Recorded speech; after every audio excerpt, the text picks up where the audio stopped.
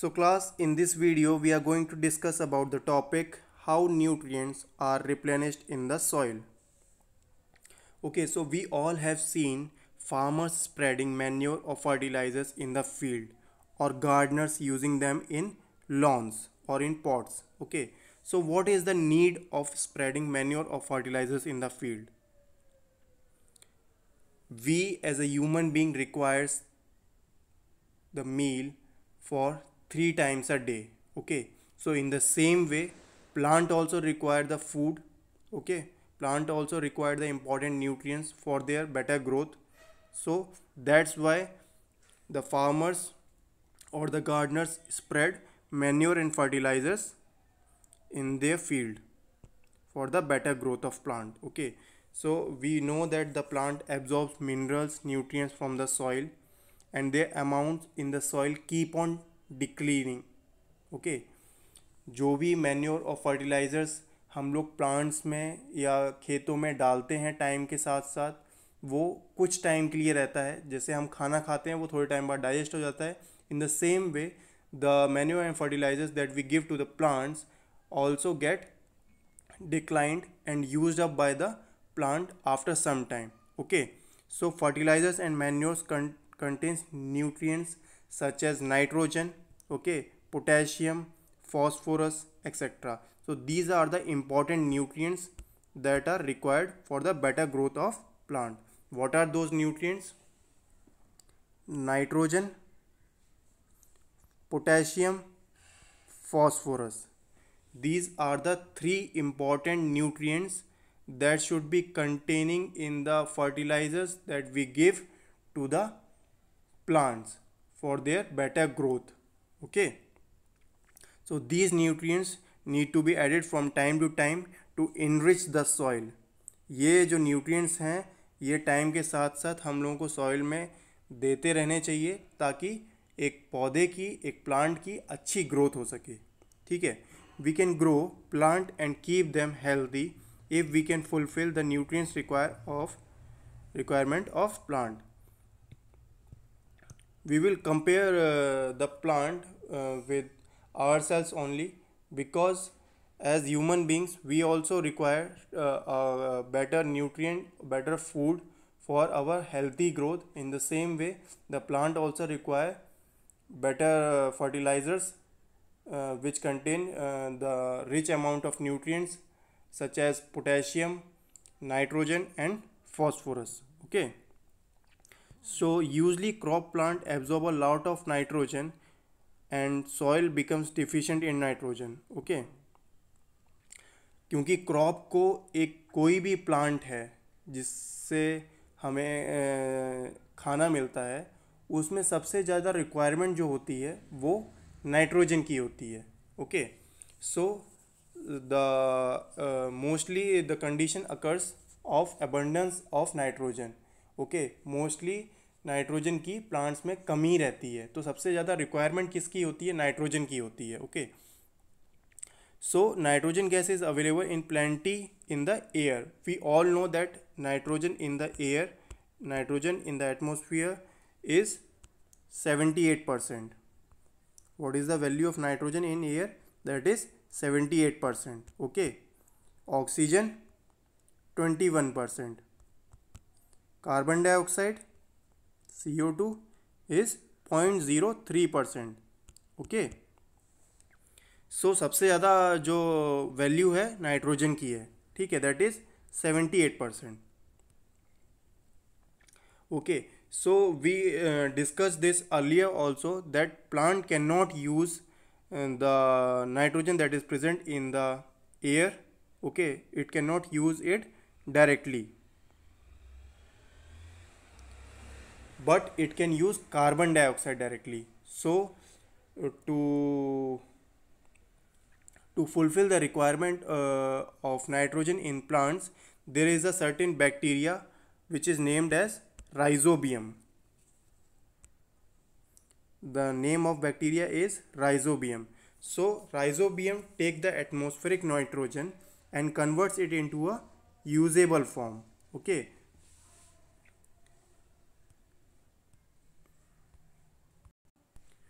So the rhizobium is the bacteria which converts the atmospheric nitrogen into usable form, and then it supplies to the roots of the plants, and in this way the important nutrients that are required by the plant for the better growth are fulfilled. Okay, but here is a condition for rhizobium, that it cannot make its own food. Okay, so rhizobium cannot make its own food, so it often lives on the roots of gram, peas, moong, beans and other legumes. Okay, जो दालें होती हैं बच्चों वो legumes की category में आती हैं, ठीक है, लिग्यूम्स में आते हैं, जो दाल होती हैं वो लिग्यूम्स बोले जाते हैं, ठीक है।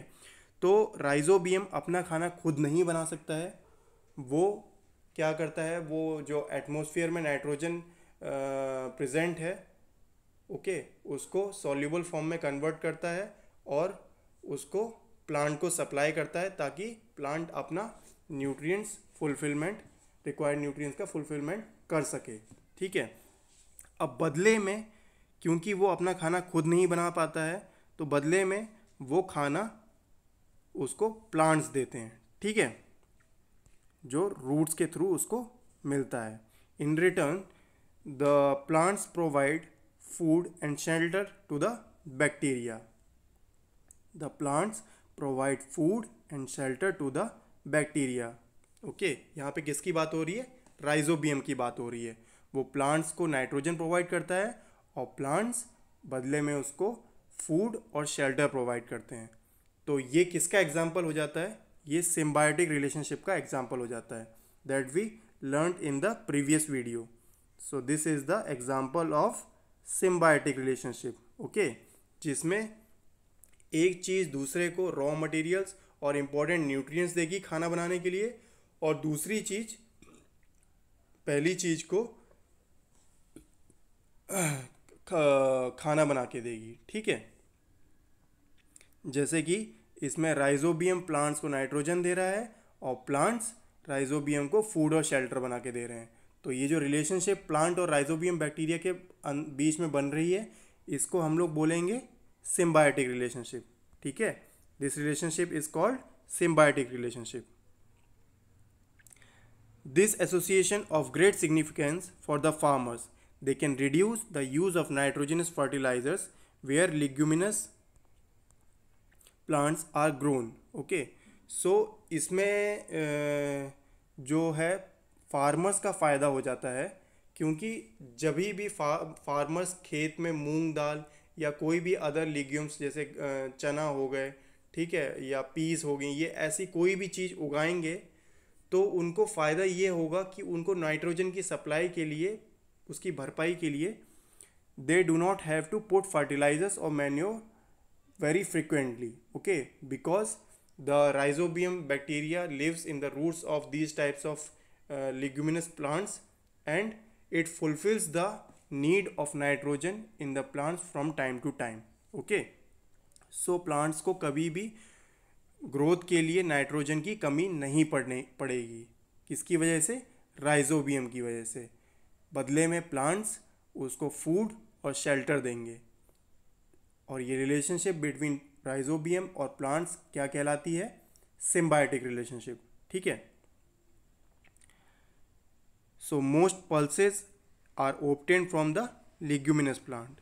इन this chapter most of the plants are autotrophs, only few plants are parasitic और saprotrophic, okay. They derive nutrition from other organisms, and all animals are categorized as heterotrophs, okay, since they depend on plants and other animals for their food, okay।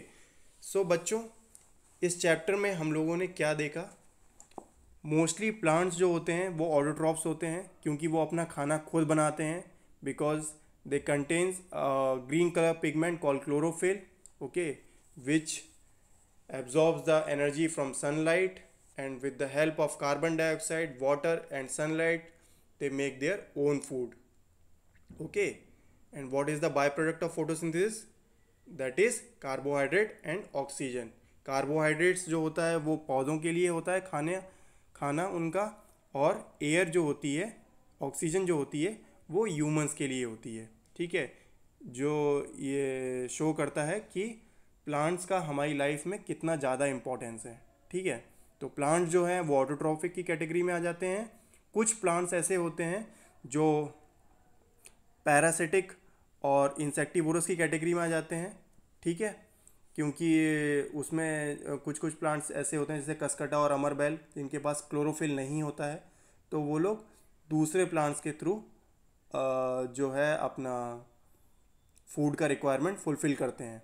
ठीक है, और all animals are categorise in the category of heterotrophs. सारे animals including human beings are categorise in the category of heterotrophs because we depends on plants directly और indirectly for our food. हम अपना खाना खुद नहीं बना पाते हैं क्योंकि हम लोग प्लांट्स के ऊपर निर्भर हैं अपने खाने के लिए। ठीक है, so can we say that insectivorous plants are partial heterotrophs? Here is a question for all of us, that can we say that insectivorous plants are partial heterotrophs? Okay, heterotrophs मतलब क्या होता है? जो अपने खाना खुद नहीं बनाते हैं उन्हें हम लोग heterotrophs बोलते हैं। और insectivorous plants,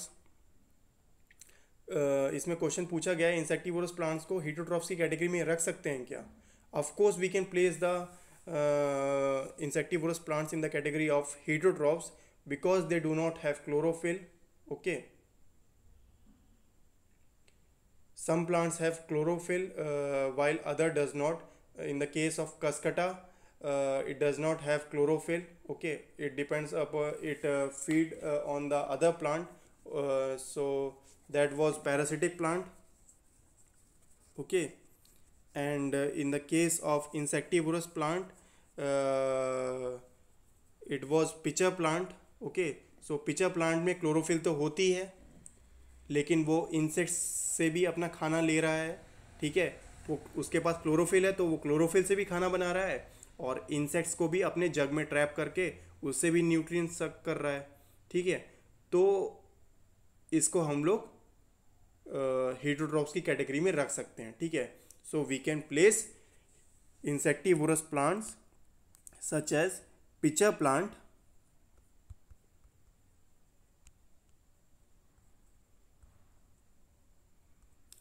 in the category of heterotrophs. ठीक है, क्योंकि पिचर प्लांट के पास क्लोरोफिल भी है और वो इंसेक्ट्स के थ्रू भी अपना खाना बना रहा है। ठीक है, तो वो दोनों तरीके से खाना बना रहा है, क्लोरोफिल से भी और इंसेक्ट से भी। तो हम लोग उसको, क्योंकि वो इंसेक्ट से खाना बना रहा है, इसलिए हम लोग उससे हेटरोट्रॉफ की कैटेगरी में रख सकते हैं। So this was the last video for this topic and for this chapter we have finished the chapter 1. If you have any doubt, you can join the Google Meet session and clear your doubts. Thank you.